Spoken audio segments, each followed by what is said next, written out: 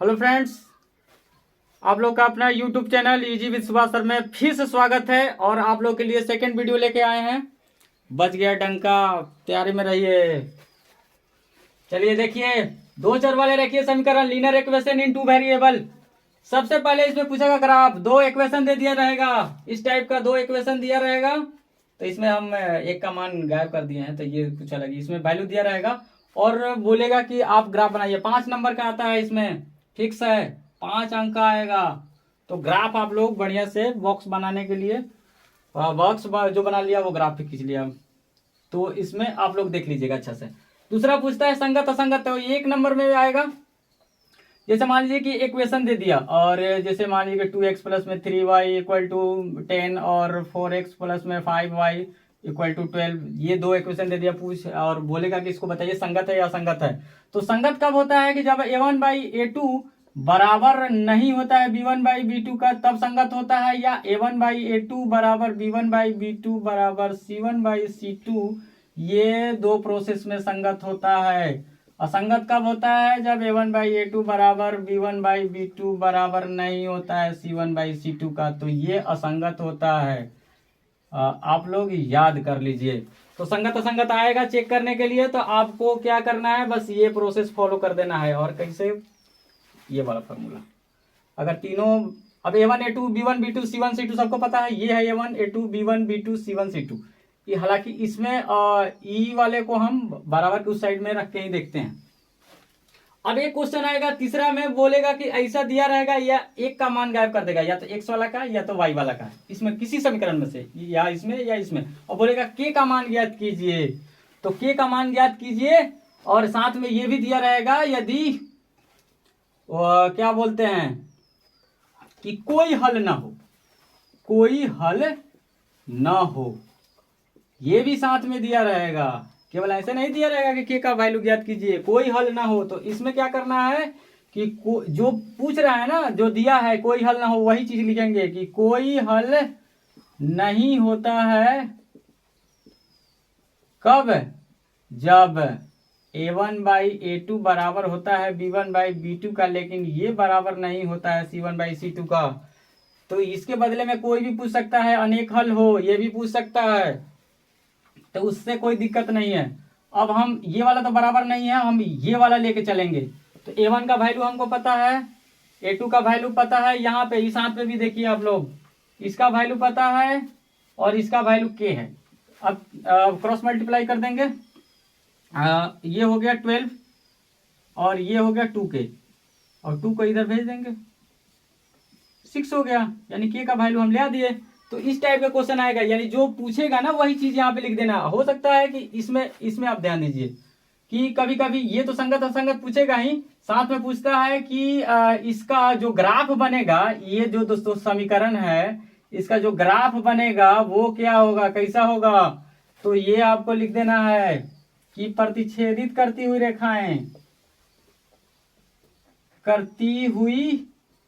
रेखाएं होंगी। अगर कब? जब ये वाला बराबर नहीं होगा तब। अब इसमें पूछेगा जब तीनों बराबर होगा तो इसका ग्राफ क्या होता है? इसका ग्राफ होता है समपाती रेखाएं।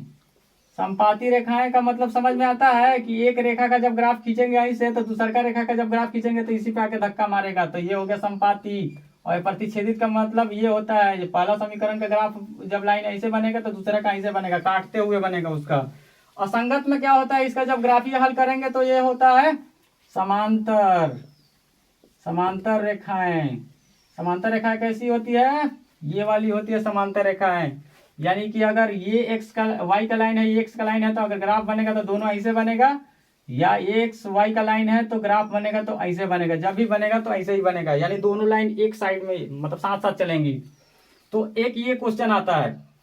तो इसमें से कोई ये वाला भी दे सकता है, ये वाला भी दे सकता है, ये वाला भी दे सकता है, समझ में? अब इसका हल भी देख लीजिए, इसका हल वही चीज जो यहां लिखा है ना, अब इसमें भी होता है कि इसमें कोई हल नहीं होता है, यानी ये वाला इसका है, जब ये बराबर नहीं रहता है, ये दोनों बराबर रहता है तो कोई हल नहीं। इसका होता है अनेक हल, ऐसा रहेगा तो अनेक हल होता है, अनेक हल, ये भी 1 नंबर में पूछ सकता है। अब ऐसा रहता है तो इसका होता है अद्वितीय हल, यानी कि एक हल। एक हल लिख सकते हैं या अद्वितीय हल भी लिख सकते हैं। तो देख लीजिए इस टाइप में कहे वो 1 2 समझ में आया, सॉरी 1 2 कहाँ गया 2 3, ये 1 2 3 हो गया और 1 2 3 ये हो गया और 1 2 3 ये हो गया, यानी संगत असंगत भी पूछ सकता है।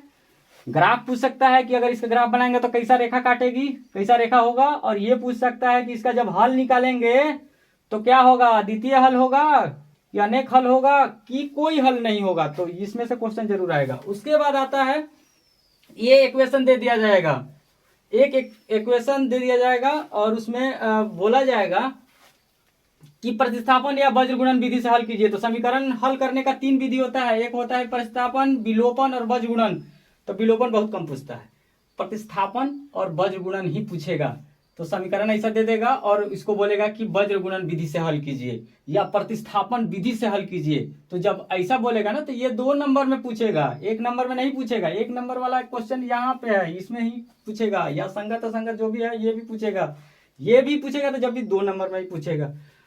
और एक जो है कि आपका सिलेबस, मतलब कि सिलेबस से हट के क्वेश्चन आता है ये वाला, ये समीकरण 2 ठो दे देगा और ये पूछे बोलेगा कि x और y का वैल्यू ज्ञात कीजिए। तो ये थोड़ा टिपिकल होता है क्योंकि बच्चे तो यहाँ पे अंक रख के पड़े हुए हैं और इसमें अंक कहीं दिखिए नहीं रहा है, केवल ABCD लिखा हुआ है।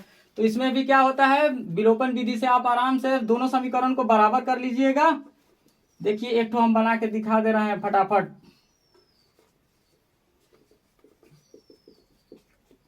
तो इसमें क्या है, इसमें Q है, इसमें P है, किसी एक को हम बराबर Q वाले को बराबर करते हैं, तो इसमें Q है, इसमें P है, कोई बराबर है ये नहीं है। तो इसमें हम P से गुना कर देंगे और इसमें Q से गुना कर देंगे।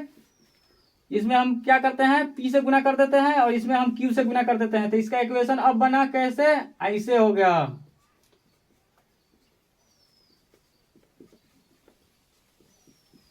ये हो गया और ये हो गया Q² x माइनस में PQy और बराबर में PQ और प्लस में Q²। अब इसका चिन्ह बदलेंगे, सॉरी चिन्ह बदलना जरूरी नहीं है क्योंकि इसको हमको कटाना है, पहले से ही चिन्ह बदला हुआ है।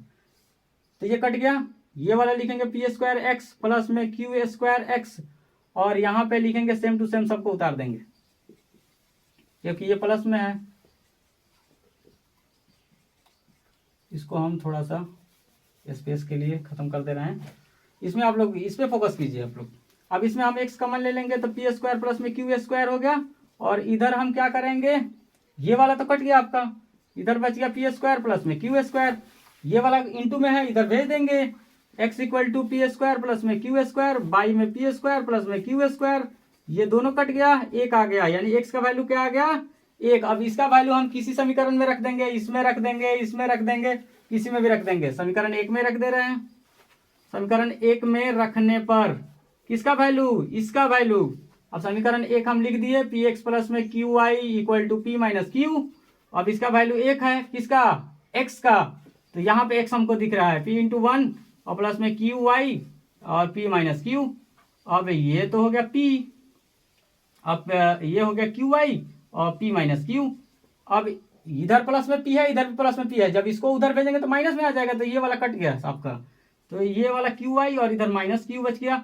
Q को उधर हम भेज देंगे तो y बराबर माइनस Q, y में Q, सॉरी यहाँ पे जगह नहीं है, तो y बराबर minus Q by Q, cut गया।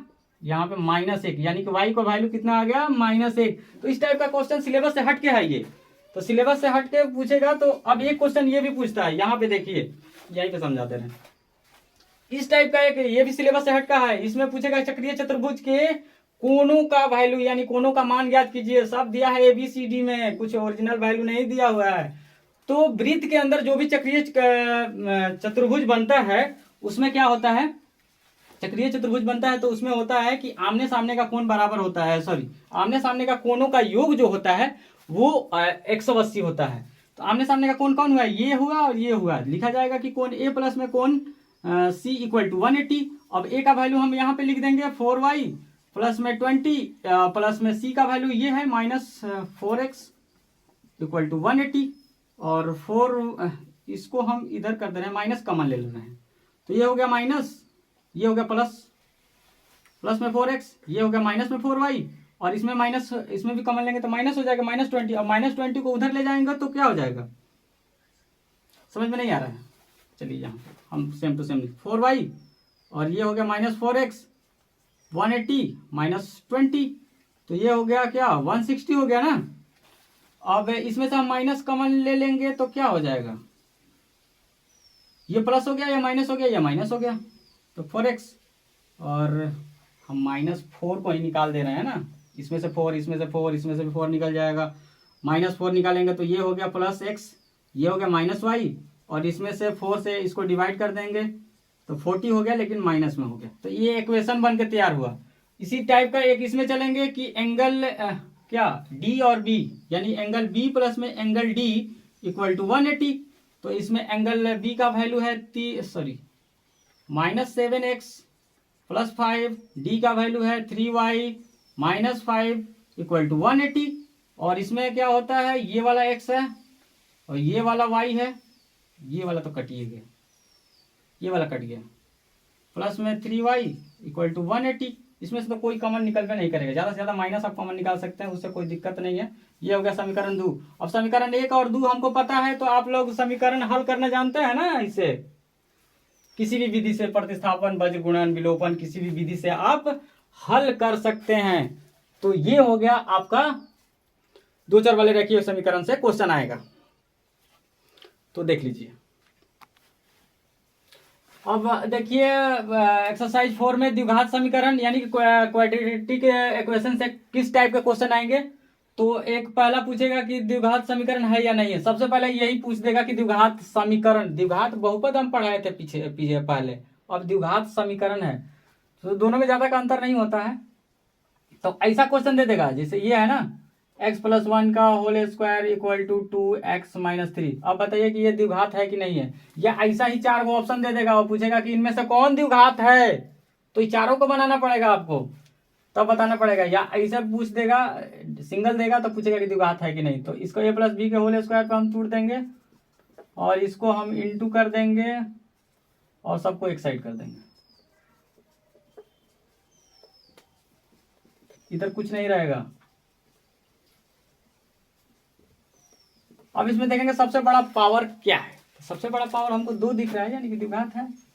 अगर सबसे बड़ा पावर अगर ऐसा लिखा रहता है तो रैखिक हो जाएगा, यानी कि द्विघात नहीं है। तो हमको सबसे पहले यही चेक करने के लिए बोलेगा। दूसरा टाइप का क्वेश्चन पूछेगा, इसमें थोड़ा और भी क्यू भी कर सकता है, होल क्यू भी कर सकता है, तो आप लोग को a + b का होल क्यू भी फॉर्मूला भी याद कर लेना होगा, तो किसी भी फॉर्मूले पे आपको तोड़ना पड़ सकता है। ये वाला क्वेश्चन दे देगा पूर्ण वर्ग बनाने की विधि से हल कीजिए, ये थोड़ा टाइम लेता है कि पूछ देगा कि 4x² प्लस में 4√3x प्लस में 3 इक्वल टू 0 का पूर्ण वर्ग बनाने विधि से हल कीजिए। तो यहाँ पे लिखिएगा कि पूर्ण वर्ग बनाने की विधि से, समझ में आया। इसमें क्या किया जाता है कि क्वेश्चन लिख देंगे, इसमें जो a का वैल्यू है ना, सब में, सबके नीचे यानी कि सब में डिवाइड कर देंगे, समझ आया कुछ। तो ये हो गया x², ये हो गया √3x और ये हो गया 3/4 इक्वल टू 0। यहाँ आपको ध्यान देना है, यहाँ तो कुछ नहीं है कि a से सब में डिवाइड कर देना है। उसके बाद आपको समझने वाली चीज है कि यहाँ पे ये स्क्वायर है ना, इसमें का एगो x और इसमें का एगो x मान लेंगे, कॉमन टाइप पर ले लेंगे, तो इसमें से x निकल गया तो इसमें x बच गया ना, सॉरी इसमें का हम x ले लेंगे और इसमें का सोचिए कि निकाल दिए, और इसमें का √3। यहाँ पे ध्यान देना है कि इसमें का एगो x लेना है, इसमें का अंक लेना है, और इसमें हमको 1/2 लिख देना है, होल स्क्वायर कर देना है, और जो यहाँ पे लिखे हैं उसी चीज को यहाँ पे माइनस में लिखना है,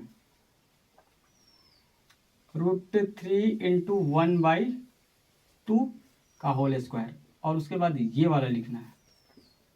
तो यहाँ पे ध्यान वाली देने वाली क्या बात है, इसमें का एक तो x लिख दिए, इसमें का अंक लिख दिए, और इसमें 1/2 से गुना कर देना है, और जो यहाँ पे लिखे हैं वही चीज यहाँ पे माइनस में लिखना है, सेम टू सेम इसको, यानी ये वाला पोर्शन को उठा के हमको यहाँ पे लिख देना है माइनस में, और स्क्वायर भी दे देना है। यहाँ भी स्क्वायर रहेगा, यहाँ भी स्क्वायर रहेगा, इस पे हमको स्क्वायर नहीं करना है, समझा। तो यहाँ पे हम क्या करेंगे, ये हो गया x प्लस में √3/2 क्योंकि इसमें इंटू करेंगे तो इतना आएगा। ये हो गया √3/2 का होल स्क्वायर, प्लस में ये हो गया 0 हो गया। इससे हम कुछ नहीं करेंगे, छेड़छाड़ कुछ नहीं, हम इसको उधर भेज देंगे तो ये माइनस में जाएगा और इसको उधर भेजेंगे तो प्लस में जाएगा। तो ये √3/2 और √3/2 में गुना होगा तो 3/4 होगा। ये माइनस में जाएगा, माइनस है तो प्लस में जाएगा और ये प्लस है तो माइनस में जाएगा।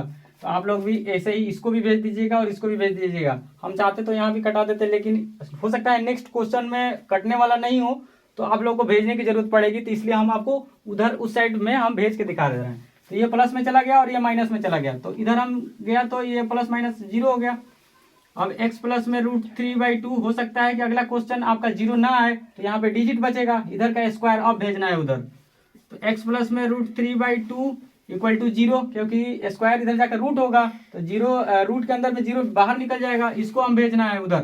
तो यहाँ पे प्लस माइनस निकलता है, रूट से कोई भी जब डिजिट निकलता है तो वो प्लस माइनस में, या नंबर निकलता है वो प्लस माइनस में होता है। तो x इक्वल टू यहाँ पे प्लस माइनस 0 और प्लस ये जाएगा माइनस में √3/2। तो हो सकता है कि आपके जो क्वेश्चन मिलेगा ना यहाँ पे 0 नहीं आएगा, इसलिए हम इसको लेके चल रहे हैं कि आप मतलब यहाँ वाला अंक लिखते चलिएगा। तो हम यहाँ भी चाहेंगे तो यहाँ पे डायरेक्ट हम बोल देंगे कि नहीं होगा, कुछ नहीं होगा। तो ये क्या करेंगे, ये प्लस 0 एक बार लेके चलेंगे, प्लस 0 माइनस √3/2, और एक बार लेके चलेंगे माइनस 0 और माइनस में √3/2। तो इसको हम दोनों में माइनस है तो ये यही आएगा क्वेश्चन, सॉरी आंसर, और ये भी आएगा यही। तो दोनों का सेम ही आंसर आएगा, समझ में? x का वैल्यू 2 आया, दोनों सेम आया। तो हो सकता है कि आपका कुछ अलग आए, क्योंकि यहाँ जो अंक है ना हमारा 0 है इसलिए थोड़ा आसान है, लेकिन 0 आपका हो सकता है कि नहीं होगा। ये जो इधर गया है आप इसे प्लस माइनस करके यहाँ पे लिखिएगा ना, तो हो सकता है कुछ अलग अंक आ जाए। तो आप लोग देख लीजिएगा, समझ में आए कुछ?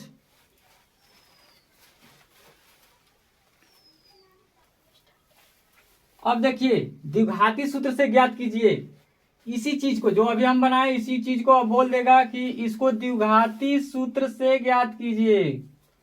तो ये विधि अलग थी और ये विधि अलग है, आंसर दोनों का सेम ही आएगा। इसका आंसर आया था ना √3 करके कुछ, तो इसका भी सेम आएगा। इसमें क्या किया जाता है कि सबसे पहले डी निकाल दिया जाता है, डी बराबर b² - 4ac, आसान हो जाता है 4ac। बहुत लोग डायरेक्ट क्या करते हैं, ऐसे डायरेक्ट लिखते हैं √d/2a। अब इसमें डी का वैल्यू अब ये वाला रख के चलते हैं तो थोड़ा सा टाइम मतलब ज्यादा भास्ट टाइप का लगता है। इसमें हो गया 4√3 का होल स्क्वायर माइनस 4 × 4 × 3।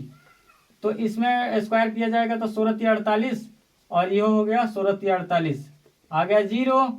अब हमको इस फार्मूले पे रख देना है -b, यानी कि 4√3 और प्लस माइनस √d, डी का वैल्यू 0 यहाँ पे निकाल दिए हैं हम। 2 × a यानी 4 × 2 8 हो जाएगा, या ये हो गया 0 8 4 3। अब इसमें 0 प्लस करके एक 8 लिख देंगे और एक का करेंगे इसमें -0 करके 8 लिख देंगे। तो ये हो गया -4√3/8 और ये हो गया -4√3/8, यानी सेम ही आएगा। ये कट गया तो -√3/2 और ये भी हो गया, ये कट गया तो -√3/2। यानी कि इसका आंसर जो आएगा, इस विधि से बनाइएगा तो भी उतना ही आएगा, इस विधि से बनाइएगा तो भी आएगा। तो पूर्ण वर्ग बनाने की विधि अभी समझाए और द्विघाती सूत्र अभी समझा दिए, तो दोनों में से कोई भी पूछ सकता है। अब एक क्वेश्चन आता है, मूलों का अस्तित्व है या नहीं। तो मूलों का अस्तित्व चेक करने के लिए बस यही चीज करना रहता है, डी निकाल देते हैं, b² - 4ac। अगर माइनस में आ गया तो हम लिखेंगे कि अस्तित्व नहीं है। समझ में आया? माइनस में रहेगा तो लिख देना है कि अस्तित्व नहीं है। बाकी अगर 4 आया 6 आया तो वो अस्तित्व है, यानी कि डी छोटा नहीं होना चाहिए 0 से। तो ये चीज पूछता है इसमें। अब एक पूछता है k का मान ज्ञात कीजिए यदि 2 बराबर मूल होंगे। ये आपका एक्सरसाइज का क्वेश्चन है, तो ये वाला क्वेश्चन दे दिया है। अब पूछेगा कि 2 बराबर मूल होंगे, तो यहां पे हमको फोकस करना है कि पूछ क्या रहा है कि 2 बराबर मूल होंगे। तो यहाँ पे लिखना है सॉल्यूशन में कि दो बराबर मूल होंगे